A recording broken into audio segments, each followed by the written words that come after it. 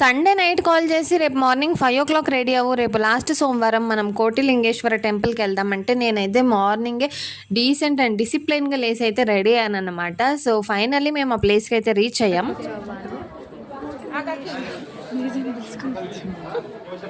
ఎవరు ఫాస్ట్గా వచ్చారు? నేనే.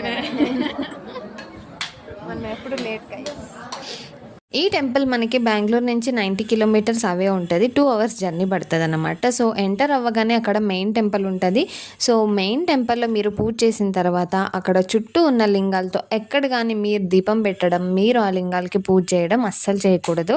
మీరు చేసినా కానీ వెంటనే వచ్చి సెక్యూరిటీ అయితే తీసేస్తారు. ఇక్కడ కనిపిస్తుందా, ఇది టెంపుల్ పక్కనే, అది అస్సలకే చేయకూడదు. లింగాలకి అక్కడ ఎక్కడ కానీ పూజ చేయకూడదు. మెయిన్ టెంపుల్ దగ్గర అక్కడ ఇంకొకటి పెద్ద లింగం ఉంటుంది. సో ఆ సరౌండింగ్లో మాత్రమే పూజ చేసుకోవాలి, అక్కడ మాత్రమే అలో చేస్తారన్నమాట.